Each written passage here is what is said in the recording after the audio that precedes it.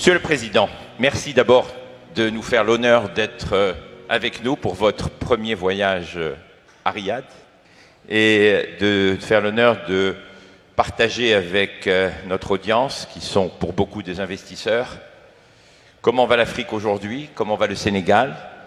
Et vous avez lancé il y a quelques jours, j'ai presque envie de dire, quelques semaines après votre élection, un plan très ambitieux. Et en Arabie Saoudite, on aime les plans qui sont visionnaires. Vous savez que la roadmap, comme on dit ici en Arabie Saoudite, c'est Vision 2030, la vision 2030 qui a été mise en place. Et vous avez lancé il n'y a pas longtemps la vision 2050 pour le Sénégal. Pouvez-vous partager avec nous ce que sont les principales priorités pour atteindre cette croissance durable d'ici 2050 et surtout comment, Monsieur le Président, le pays se prépare à intégrer les investissements étrangers pour appuyer cette transformation? Merci beaucoup de l'opportunité que vous m'offrez, que vous offrez au Sénégal de façon plus globale, pour rencontrer des investisseurs potentiels, mais surtout partager, après l'avoir fait avec le peuple sénégalais, cette vision 2050 qui repose sur 4 piliers fondamentaux. Comme vous le savez, depuis que nous sommes arrivés au pouvoir il y a de cela 7 mois, nous avons décidé de sortir de la logique des urgences électoralistes et de nous dire qu'il nous faut regarder très loin pour pouvoir mieux planifier et pouvoir prendre en charge de façon beaucoup plus large les préoccupations, mais surtout dans le cadre des solutions que nous devons trouver. Nous avons remarqué que, de base, au Sénégal, nous avons, comme partout ailleurs en Afrique d'ailleurs, des ressources minières et minéralières importantes, mais qui sont exportées tout le temps à l'état de matières premières, n'offrant pas au pays l'opportunité de les transformer sur place et donc d'ajouter de la valeur. Et nous avons dit qu'il nous faut inverser ce cycle.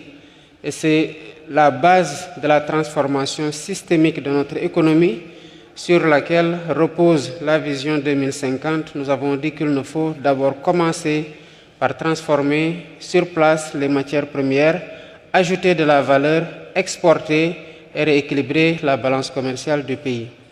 Évidemment, cela ne sera se faire que lorsque nous aurons des industries capables de transformer ces matières premières. Qui dit cela dit énergie.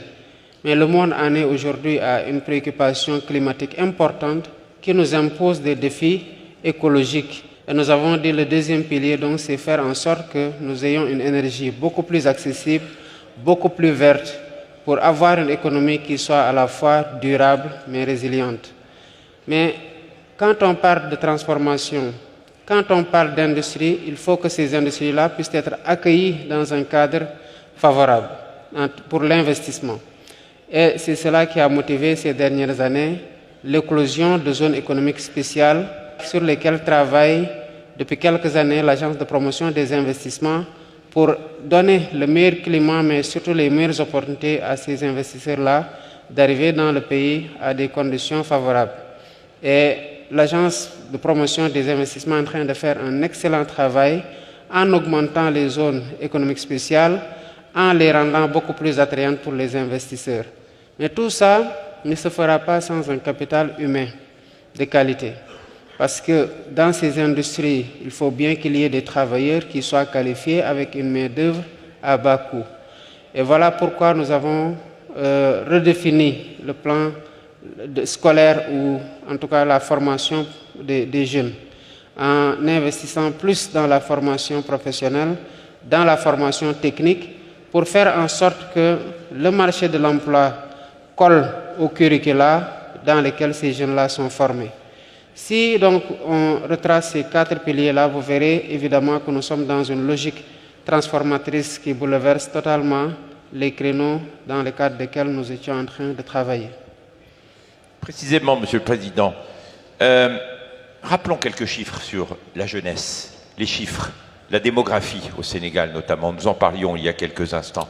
Effectivement, le Sénégal est un pays très jeune. C'est à l'image de l'Afrique. Hein. Nous sommes 18 millions, mais dans ces 18 millions, les 9 millions ont entre 18 et 19 ans, un âge médian de 19 ans. 75% de la population sénégalaise aujourd'hui est composée de personnes qui ont moins de 35 ans. Vous voyez donc que c'est une population extrêmement jeune. Et dans la projection de l'agenda 2050, nous serons à peu près entre 38 millions et 40 millions. Autant dire que la population va doubler. 38 millions pour un continent qui, vous me le disiez il y a quelques instants, aura 2,5 milliards d'individus, c'est ça? C'est en cela que l'Afrique représente le futur. Parce qu'une population de 2 milliards 500 millions de personnes, avec autant de ressources, une jeunesse qui est ouverte aux technologies de l'information et de la communication, des leaders conscients qu'il faut qu'ils forment cette jeunesse-là pour que la main-d'œuvre soit qualifiée, un continent où tout est à bâtir sur le plan des défis énergétiques, des infrastructures.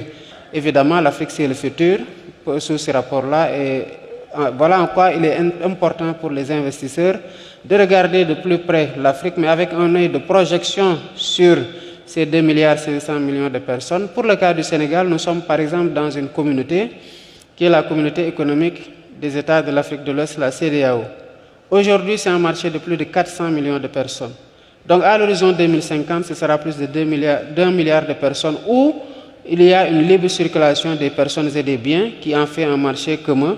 Et quand vous investissez par exemple dans un pays comme le Sénégal qui a une ouverture sur l'océan, qui a une stabilité politique, mais vous investissez sur un marché de près d'1 milliard de personnes à l'horizon 2050. Et 2050, c'est demain. On se rappelle tous du passage à l'an 2000, c'était hier. Donc, c'est bien de le souligner, Monsieur le Président. Dans le cadre, vous avez défini le cadre de la vision 2050. Est-ce qu'on peut être un peu plus spécifique sur comment vous allez diversifier votre économie et surtout quels sont les secteurs prioritaires pour nos investisseurs qui souhaiteraient investir au Sénégal en particulier? C'est en cela que vous voyez que tout est connecté. Quand on parle de diversification économique, nous parlions tout à l'heure de jeunesse. Qui parle de jeunesse aujourd'hui parle d'hyperconnectivité, d'attirance presque innée à ce que sont les nouvelles technologies de l'information et de la communication. Récemment, à l'Assemblée générale des Nations Unies, après l'Assemblée générale, je me suis rendu à la Silicon Valley. Pourquoi faire? Pour plaider et vendre un rêve que nous avons à cœur de réaliser dans les meilleurs délais d'un hub technologique au Sénégal dans le cadre d'un New Deal technologique. Le New Deal technologique consiste à dire à toutes ces entreprises des GAFAM et de toute autre entreprise de la FinTech mondiale, vous avez un pays où la jeunesse est extrêmement portée vers les nouvelles technologies de l'information et de la communication. Et nous avons des champions locaux, mais nous avons aussi des champions qui ont pris presque naissance au Sénégal, qui se sont ouverts très rapidement en Afrique. Le New Deal technologique consiste à prendre ces champions-là, à les donner comme modèle, à les sublimer, à donner aux jeunes la possibilité, comptant sur l'intelligence artificielle, leur attrait par rapport à cette technologie-là et le potentiel qu'ils ont de pouvoir véritablement les amener vers des métiers numériques qui offrent beaucoup de potentiel. À côté du numérique, vous avez l'agriculture. 2 milliards 500 000 bouches à nourrir le matin, à midi et le soir. Donc évidemment qu'il nous faut investir énormément dans l'agriculture pour la souveraineté alimentaire de nos pays et donc de ces 2 milliards 500 millions de personnes et même d'autres parties du monde parce qu'il faut penser être excédentaire et évidemment exporter. À part la sécurité alimentaire, l'agriculture, la technologie, l'énergie aussi, non? Ah oui. Le Sénégal va devenir bientôt une puissance énergétique. Nous sommes aujourd'hui à 110 francs le kilowattheure. Notre ambition quand on est arrivé, c'est de faire que le kilowattheure baisse au moins jusqu'à 60%. Et au niveau de l'Agence de promotion des investissements, nous avons un projet phare de près de 4 gigawatts d'énergie solaire. Nous sommes en train d'explorer tous les créneaux pour pouvoir avoir une énergie beaucoup plus propre, mais surtout à moindre coût. Mais l'un des projets aussi qui peut aller très rapidement, c'est qu'on a récemment découvert beaucoup de gaz offshore au Sénégal. Et nous cherchons un troisième partenaire pour ce gaz-là. C'est d'autant plus important pour nous que ce gaz-là ouvre des perspectives pour l'agriculture parce que c'est connecté après le gaz to power pour baisser la facture énergétique, mais c'est connecté à des usines de durée pour avoir une agriculture beaucoup plus performante. Donc il y a une certaine connectivité entre aujourd'hui ce que nous sommes en train de faire sur le plan de l'énergie, mais que nous essayons de socler aussi à ce qui doit booster l'agriculture, notamment la production d'engrais, d'urée et avec le phosphate. Monsieur le Président, comment les investisseurs peuvent accompagner tous vos projets industriels, diversification économique, en appuyant ce qui est le plus important, le capital humain? Nous sommes en train de booster des initiatives qui existaient et de concevoir de nouvelles initiatives pour pouvoir toucher le maximum de jeunes et de femmes. Au Sénégal, chaque jeune que vous voyez est porteur d'un projet. Chaque femme que vous voyez est porteuse d'un projet. On dit chez nous que c'est les femmes qui se réveillent à 5 heures du matin pour aller prendre le poisson des marailleurs et le revendre au marché pour pouvoir soutenir la famille. Autant dire qu'elles sont très battantes. Et les jeunes aussi portent toujours un rêve de soutenir la famille, de prendre le relais. Donc c'est des jeunes qui se battent du matin au soir. Et après les avoir formés et qu'ils ont maintenant des projets, il faut pouvoir financer ces projets-là. Nous avons au Sénégal mis en place ce que nous avons appelé une agence nationale de la promotion de l'emploi des jeunes. Mais surtout, nous promouvons l'auto-emploi des jeunes à travers une délégation. Et à travers cette délégation, nous finançons des projets portés par des jeunes et par des femmes, notamment dans le domaine des nouvelles technologies, de l'agriculture, mais aussi d'autres initiatives que les jeunes et les femmes portent et qui sont en besoin de financement. Et nous sommes quand même en train de booster ça et de voir des jeunes surtout mettre en place des structures qui commencent à grandir, de voir des femmes qui sont dans un leadership à travers la mise en place de structures aussi qui grandissent dans la transformation des céréales qui sont aujourd'hui utilisées par des femmes transformatrices et qui les revendent à des supermarchés, qui les revendent à une clientèle qui jadis importait de tels produits. Donc nous sommes en train d'avancer et les investisseurs aujourd'hui, quand ils arrivent au Sénégal, ont toujours forcément, quand ils se rapprochent de l'APEX, qui essaie d'avoir un agrégateur des projets à financer, des jeunes avec lesquels ils peuvent aller ensemble et des femmes aussi qu'ils peuvent financer. Le Sénégal va bientôt accueillir les Jeux mondiaux, je crois, de la jeunesse, non? Jeux olympiques de la jeunesse. Les Jeux olympiques de la jeunesse. Pouvez-vous nous en dire quelques mots? En 2026, le Sénégal sera la capitale mondiale de l'olympisme. Nous avons pris le relais pour ce qui est de la phase des Jeux olympiques de la jeunesse. Et le pays est en train de se préparer. Comme vous le savez, c'est un pays de sport, c'est un pays d'ambiance, c'est un pays de rythme. Et récemment, le comité international olympique est passé à Dakar avec son président pour voir où est-ce qu'on en était. Et ils sont totalement satisfaits du niveau d'avancement des engagements qui sont pris par le Sénégal. Ils sont arrivés juste au moment où nous avons tenu un conseil interministériel réservé aux Jeux. Et sur le plan de la communication, le comité d'organisation des Jeux a lancé un concours national auprès des jeunes pour la mascotte des Jeux. Et bientôt, ce sera dévoilé et ce sera certainement le coup d'envoi de la communication tous azimuts. Maintenant, nous sommes en train de préparer les athlètes, de préparer les infrastructures d'hébergement, de transport. Le TER, le train express régional qui s'était limité à Diamniadio, va aller maintenant jusqu'à l'aéroport. Et nous sommes en train, en même temps, d'acheter de nouvelles rames pour pouvoir assurer le transport.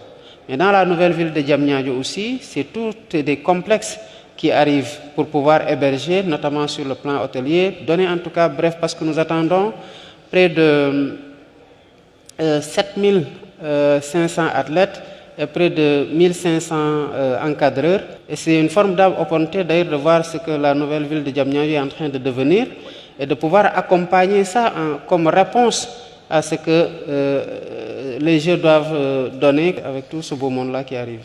C'est un moment magnifique. J'ai eu le plaisir d'être actif dans les Jeux olympiques de la jeunesse en Argentine. Tout le pays était en fête. Donc je devine déjà comment le Sénégal va accueillir ces Jeux. Un dernier point, Monsieur le Président. On ne peut pas parler de transformation économique, de diversification économique, sans parler de stabilité et de leadership régional. Donc, quel rôle compte jouer votre pays, votre gouvernement, si je puis dire, face à tous ces défis aujourd'hui de la paix, de la sécurité, pour qu'il y ait un environnement favorable et stable pour les investisseurs? Pour être tout à fait franc, tout le monde se pose toujours la question de est-ce que je dois investir en Afrique malgré les conflits? Comment rassurer sur la stabilité régionale et ce leadership que vous êtes en train d'incarner? C'est tout à fait normal quand on regarde l'historique des changements à la tête des pays en Afrique qu'on puisse avoir ces clichés. Mais comme on dit, toute règle a une exception. Et quand on parle de stabilité, quand même au Sénégal, nous nous bombons un peu le torse pour ne pas faire des jaloux auprès de nos frères africains. Nous sommes indépendants depuis 1960. On n'a jamais connu de coup d'État. Et nous avons récemment connu 3 alternances démocratiques, des élections à l'issue desquelles les vaincus félicitent le vainqueur.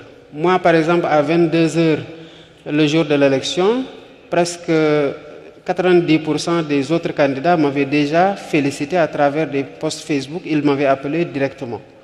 Et le Sénégal a connu ça en 2000 avec Abdoulaye Wade, en 2012 avec Macky Sall et avec moi en 2024. Donc sous ce rapport-là, le Sénégal est un pays très stable. C'est un pays très hospitalier, c'est un pays extrêmement ouvert. D'ailleurs, on se fait appeler le pays de l'hospitalité, donc de la teranga.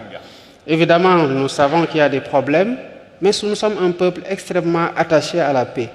Voilà pourquoi, dès mon arrivée au pouvoir, je suis allé voir mes frères africains qui sont quelque peu secoués par le terrorisme, qui sont en instance de départ de la CEDEAO pour prêcher la bonne parole et travailler à bâtir des ponts pour que l'intégration africaine soit une réalité.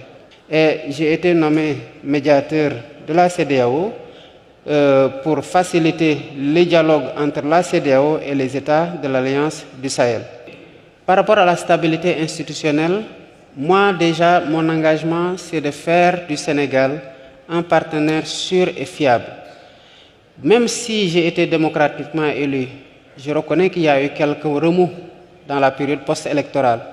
Mais moi, mon défi aujourd'hui, c'est de faire en sorte que ce grand peuple qu'est le Sénégal aujourd'hui, qui réussit, malgré les turbulences, à aller voter dans le calme, la sérénité, pour imposer le leader qu'il veut par les voies démocratiques, qui est très attaché aux valeurs démocratiques quand elles sont compromises, qui se bat pour les défendre.